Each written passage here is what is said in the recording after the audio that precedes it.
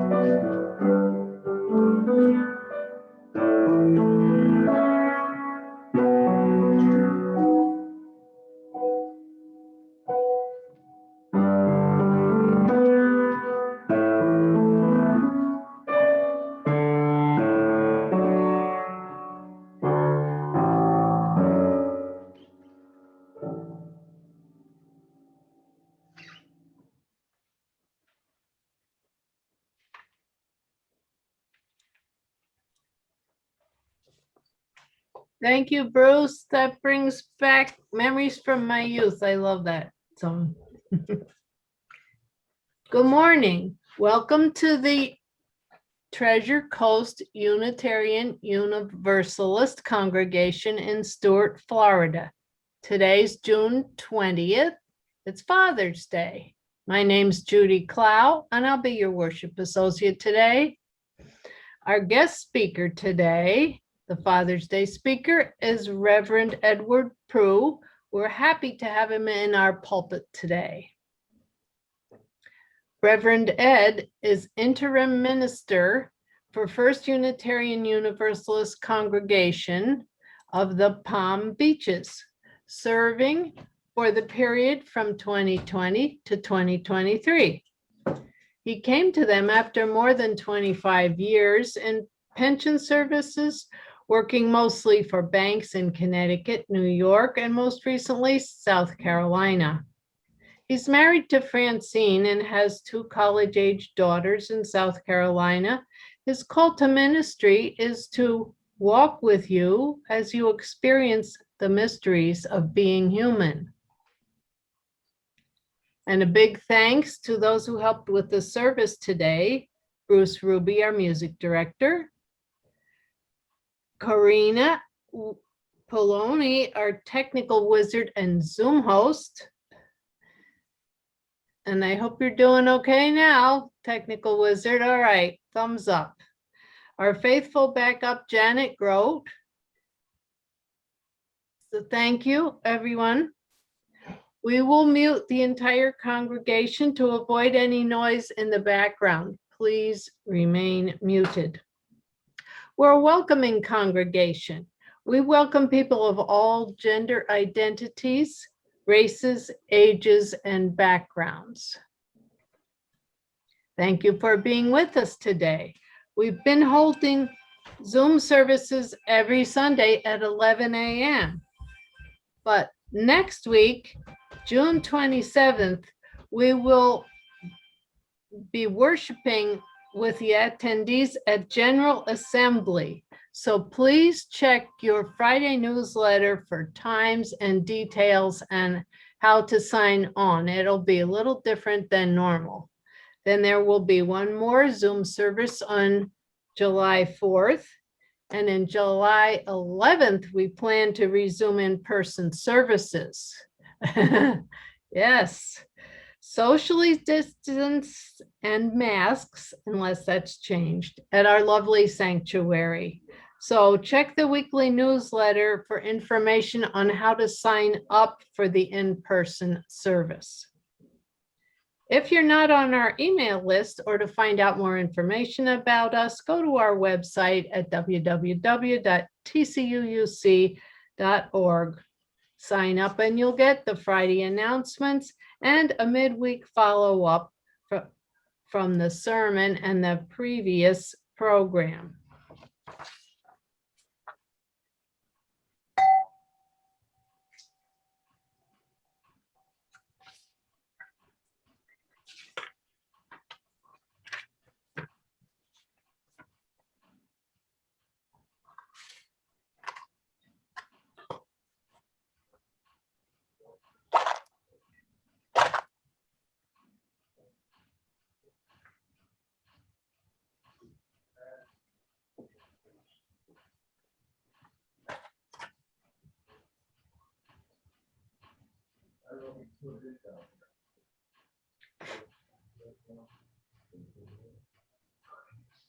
Okay, we have a virtual candle this morning. Across the Distance by Laura Thompson. Across the distance, the light from within me shines, sending love to all. Across the distance, your light is fuel that warms me and helps to keep my own light burning. Together, we keep the flame of community burning bright. And that's for those of us who are not with you in Stewart. There's several. Our opening words from the UUA website. Apart but Together by Cynthia Landrum. Spirit of life and love, we gather together in different ways this morning, from computer screens, from telephones, from car radios. We gather reaching out across the wires, waving from a safe distance to come together in religious community.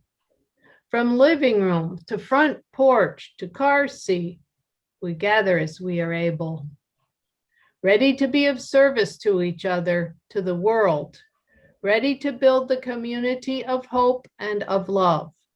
As we face this bright morning, we are apart, but we are together, offering our love, our commitment, our hope, and our prayers in service to one another and this world. It is a new way, but an old way that we come together in worship today. Bruce Ruby will play and sing hymn number 181, no matter if you live near or far.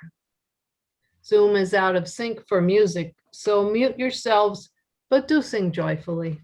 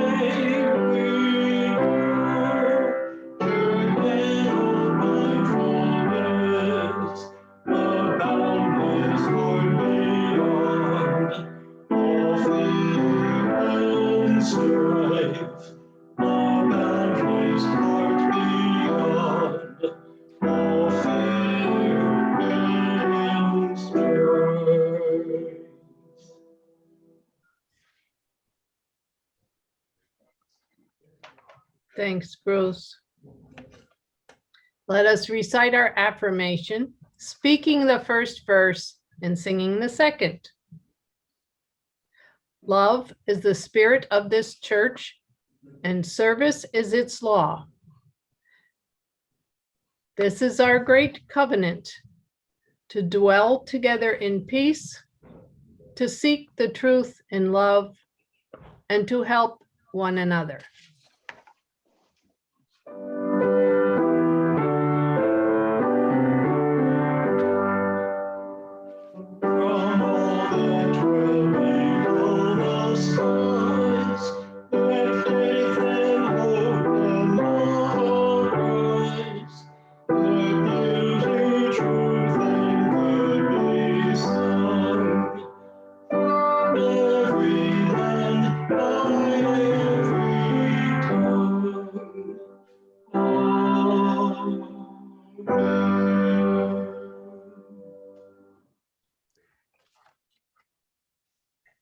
it's time for joys and sorrows.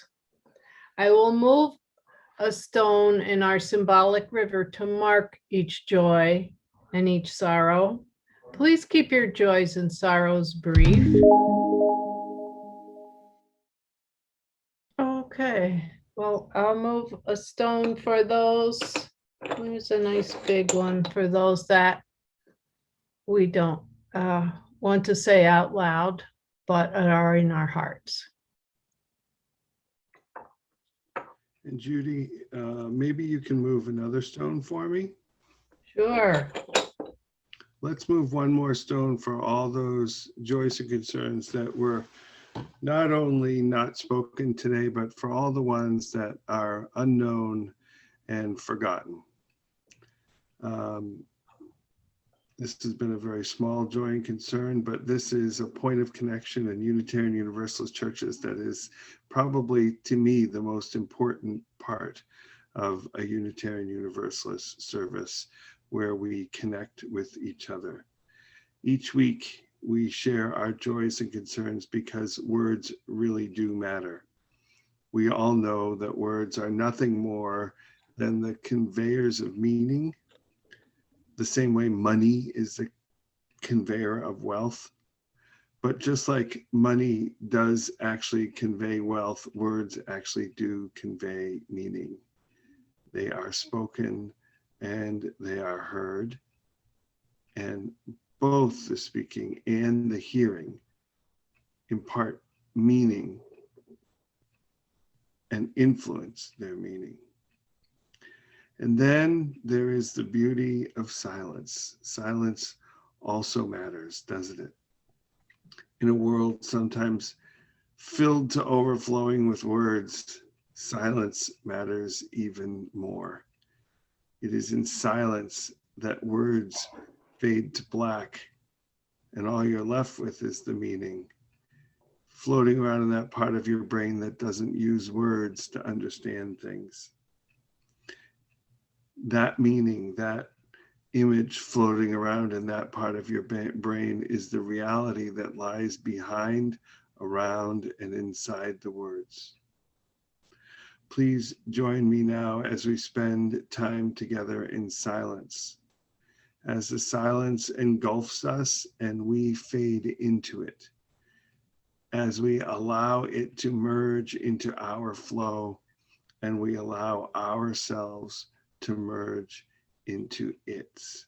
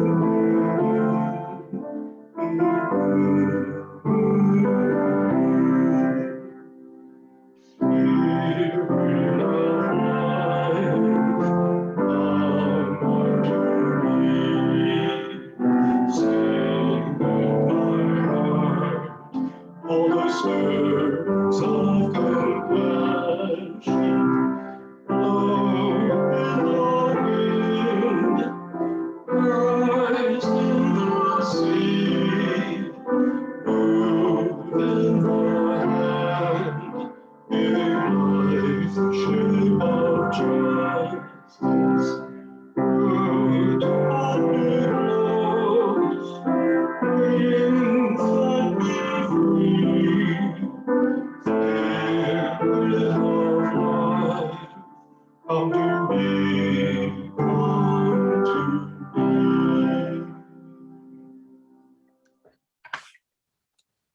I enjoyed the Spirit of Life this morning, Bruce, and I enjoyed the meditation before.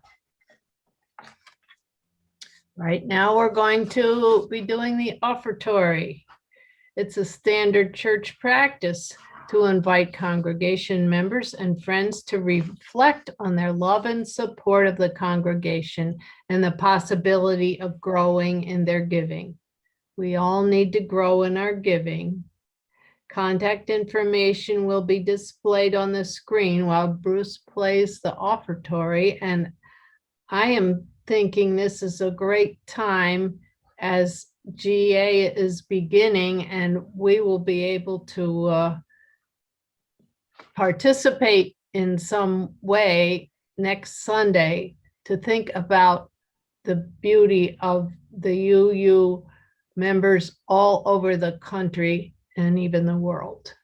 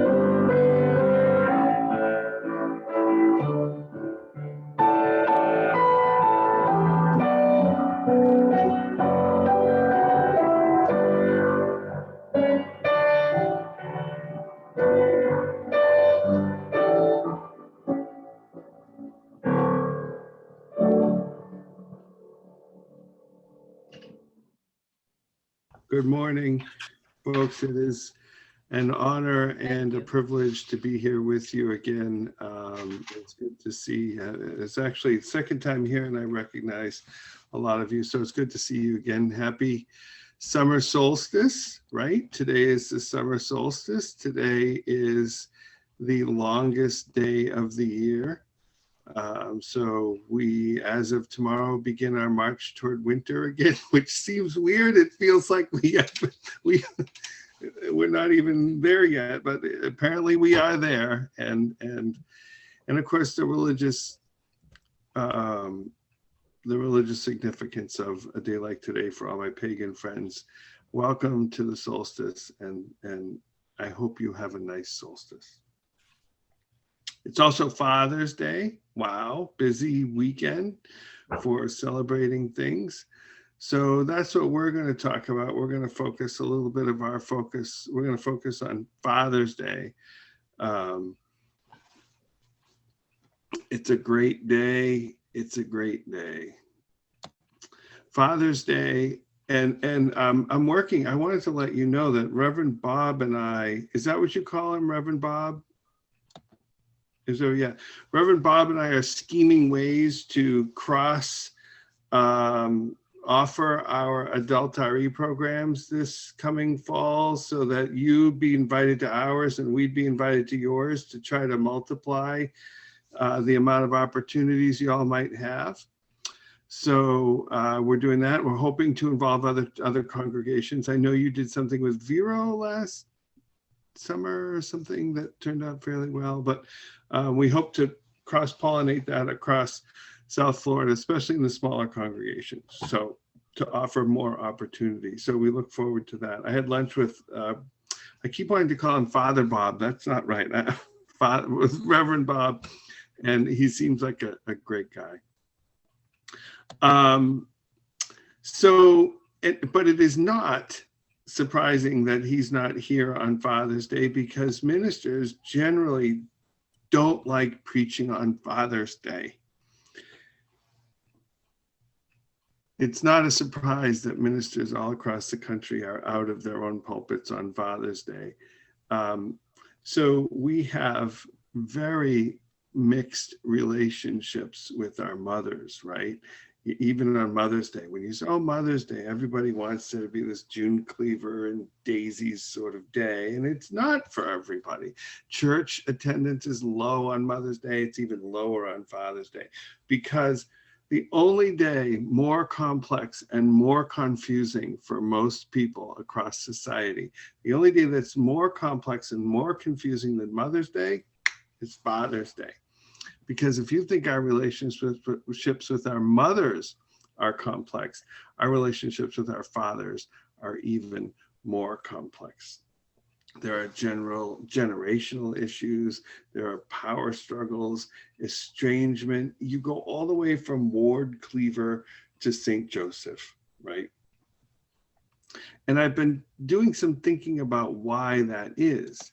And I think it's possible that we allow the concept of fatherhood to get stuck in time.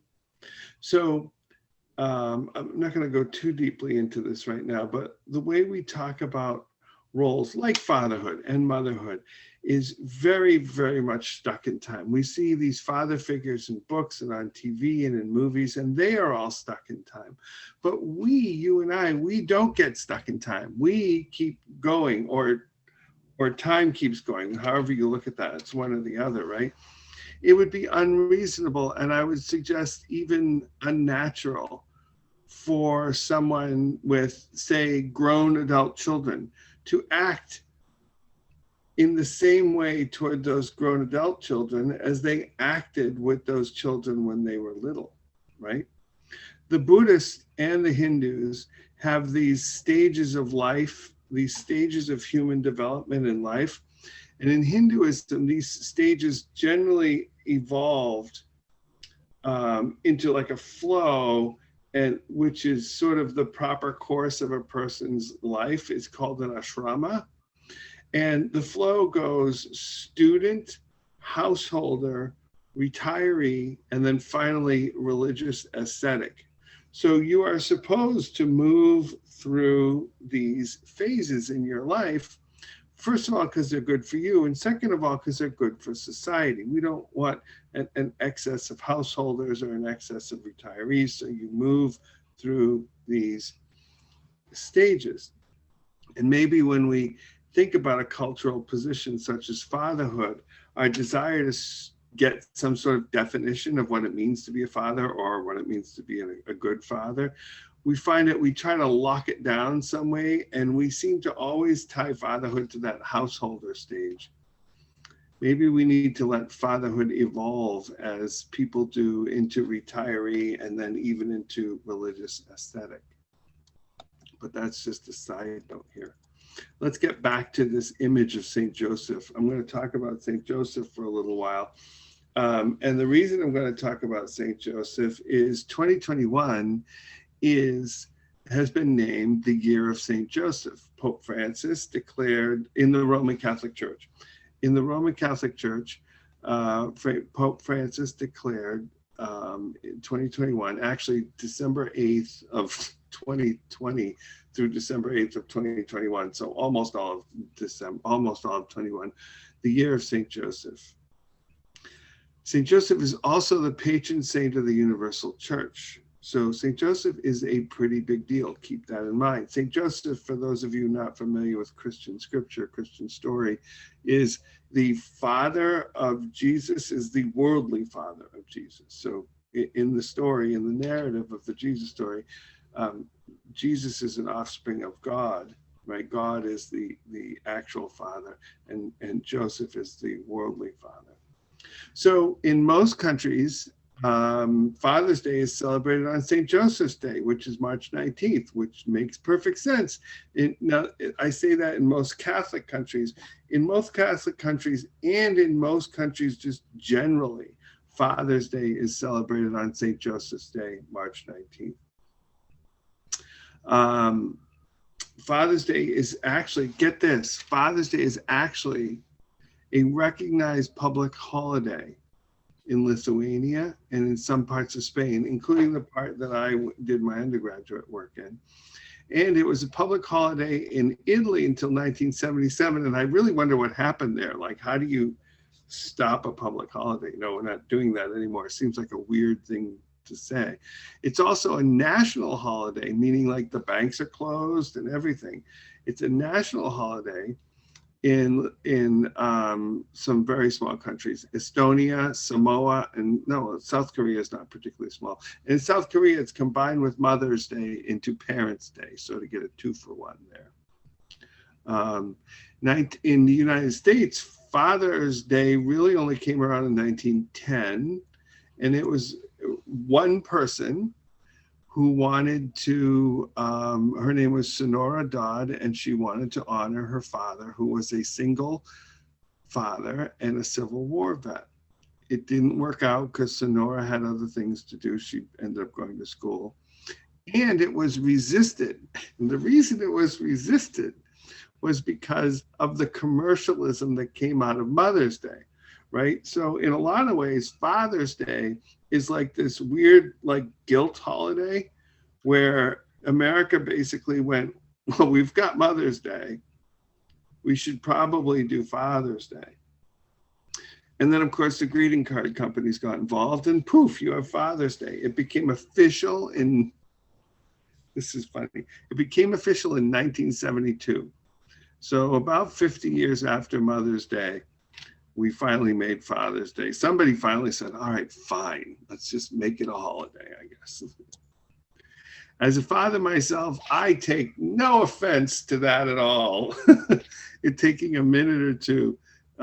As a father, we don't need a holiday, right? Fellow fathers are probably out there nodding their heads. So I start researching Father's Day, and let me tell you, I listened to some chunks of some very bad sermons, not UU sermons.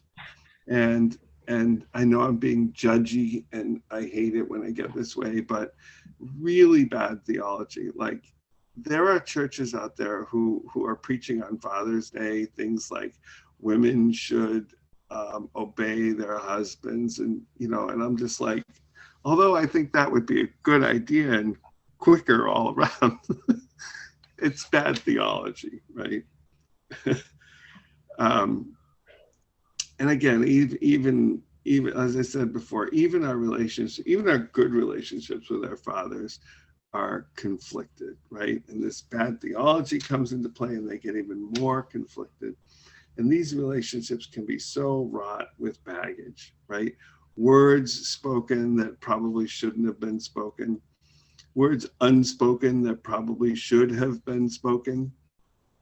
We all have relationships like this, but so many of us have these relationships with our fathers.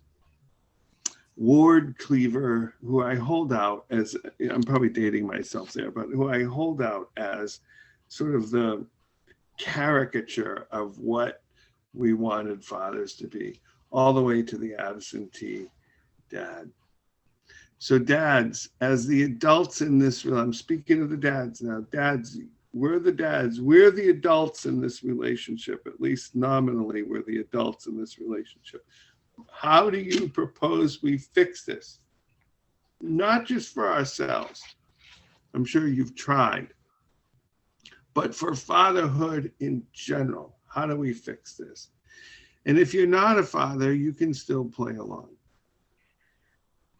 So let's go back to St. Joseph for just a minute. What an interesting character. First of all, being the worldly father of Jesus clearly gets you top billing in the Roman Catholic Church. He is the patron saint of the Universal Church, and he's the patron saint of an entire year. That is an important saint. And when you research him, I did some research with him. Of course, I went to my old books in the library and all that stuff. So much is written about St. Joseph. Just piles and piles of stuff is written about St. Joseph. But he never said a word in the Bible. He never uttered one line. If he were a character in a play, he would have 0 speaking lines in that play. He only appears in 2 of the 4 Gospels. These are the narratives of Jesus's life. He only appears in 2 of the 4. Although he's referenced often because early on in Jesus's career, they would reference him is this Jesus, the son of Joseph? So he pops up a lot in the Bible, but really just by reference. But the fact that he keeps popping up says a lot about him. So how do you get from someone who said literally nothing in the Bible to having all these books and all these websites written about him? Well, it's conjecture, right? We layer on, just like Ward Cleaver, we layer on all this stuff about him. There's an entire book out there about what a hard worker he was. How would we even know this? How would we have any idea? It is very interesting how much we so want for him to be, how much we so want for him to be this powerful person. So here are some things we think about him that have no basis in biblical, in the Bible. And the word we use for that in seminary talk is extra canonical, meaning it's not in the Bible. We think he was a hard worker. We have no idea. We think he was a man of few words. Well, we kind of have some proof of that because the writers of the Bible didn't even, you figure if he were a talker, they'd have thrown something in there. We think he was a loving parent. We don't know that either. We're pretty sure he was a widower. We're pretty sure he could read, but again, no proof of that. And we're pretty sure he had some previous children. Here's what we do know. The Bible describes him as a just man. Now, here's where reading ancient scripture, ancient religious scripture like the Bible can go sideways on you, because you read the word just man and you frame it from your context. It's hard not to do, but we all do it. By our sense, now this is not meant by our sense of justice, right? This is meant by the writer's sense of justice, which means when you use the word he was a just man, when you describe him as a just man, what you're saying is he followed Jewish law, which means when Mary told him that she was pregnant, he should have disowned her and he should have shunned her. That would have meant following Jewish law. Instead, he made a deal to break off the engagement privately without saying anything. But had he made a public charge of infidelity against Mary, the punishment for Mary would have been death by stoning. That's what they mean when they say he was a just man.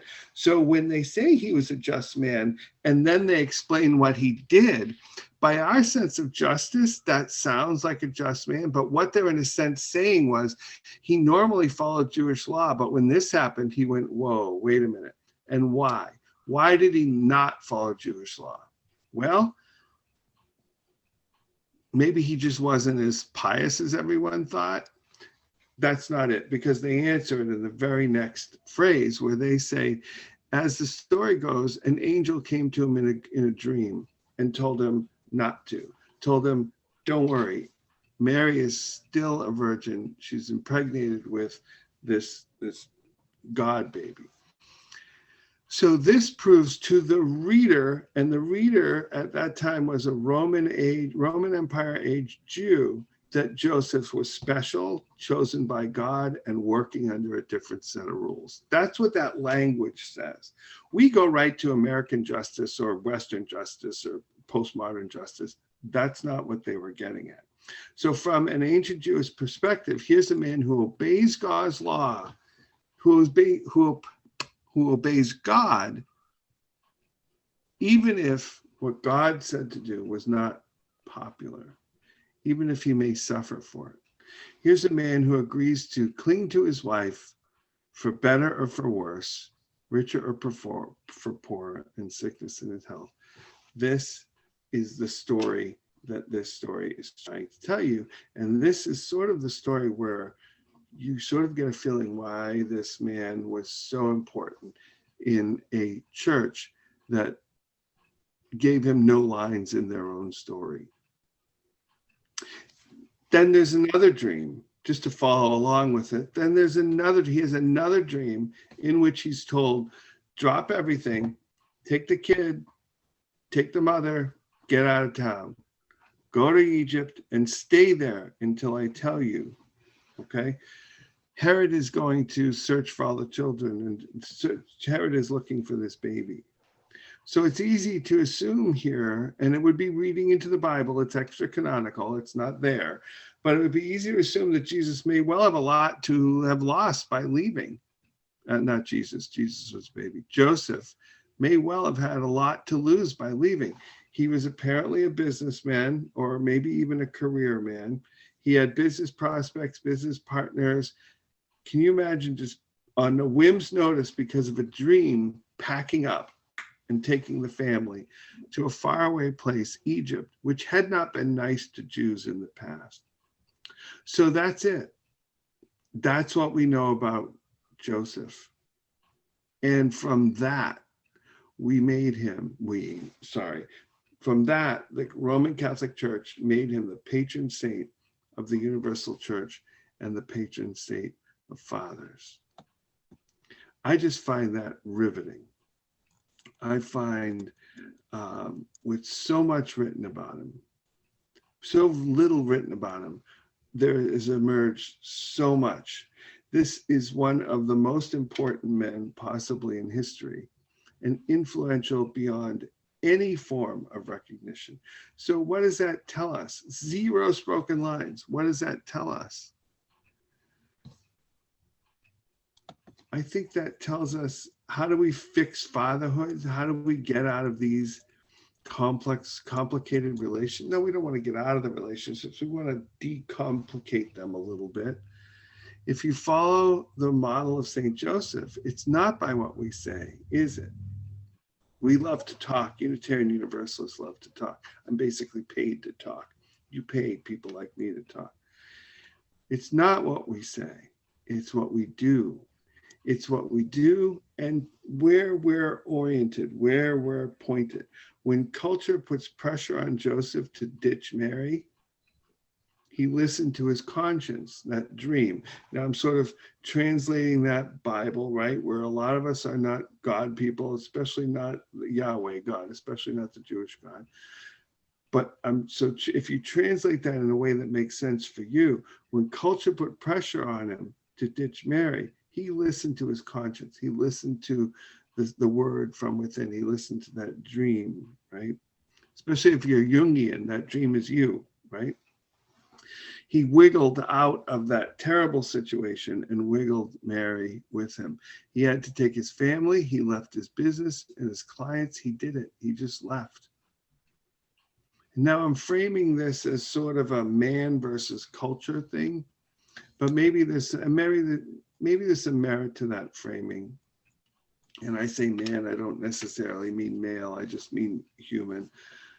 Human versus culture. Maybe there's some merit to that. Maybe it's the culture that sends fathers a constant, unending diet of unattainable caricatures about what fathers are. And maybe that caricature is confusing people. Maybe being a father in this day and age is more than some people can handle, and yet we still expect them to handle it anyway. Maybe it's more than we all can handle. Maybe the caricature is just too much for us to handle. So on this very conflicted day, I ask that we all look at St. Joseph as a model, if we can. All we can do is the best we can do. We need to follow our deepest held convictions. So we have to have deeply held convictions to be able to follow. And it is at places like this one, this congregation, held sacred by so many over so many years, and held sacred by so many today, and held sacred by so many in the years to come. This place and places like it are places where we can work out our own convictions and consider what is most important to you. How do you define the role of fatherhood according to your ability? Imagine someone came to you and said, I'm writing a book. It'll be read by millions and millions of people for millions of years to come. Religions will rise up out of it like oak trees rising from the soil. This book will be the soil, the very soil. And you will be a prominent figure in this book, but you'll only appear a couple times and you'll have no speaking lines. What would you like me to write about you? What would these Christians always ask the question, you've heard that question, what would Jesus do? For today, just for today, I'd like to ask, what would Joseph do? And with that, I bid you a happy Father's Day. May you rest well and enjoy your day. And let us sing together one of my favorite hymns, number 311. If you have a hymnal, Let It Be a Dance.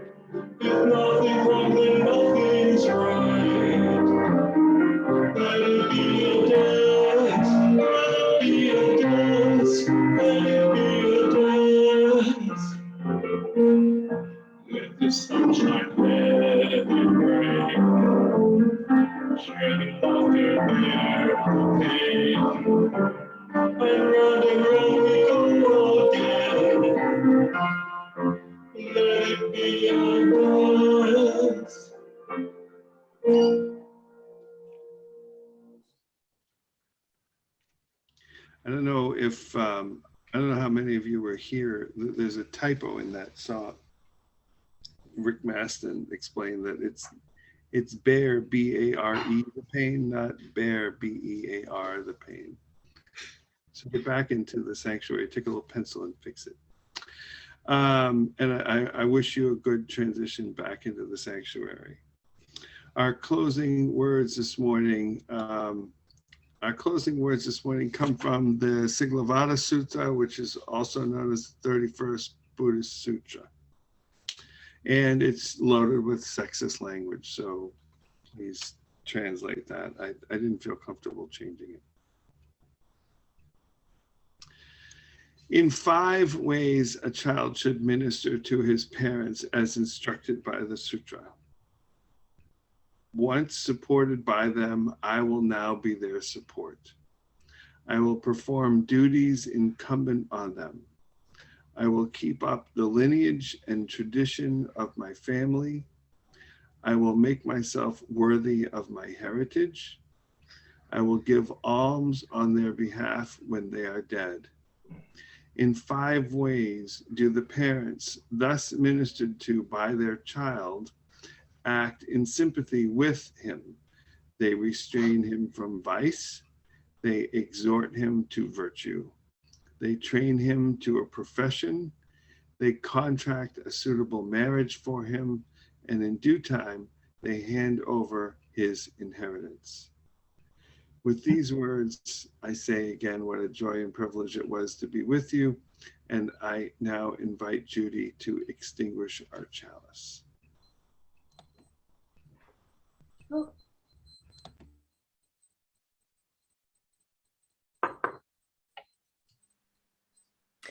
Even though the chalice flame is extinguished, please keep the light of love in your hearts.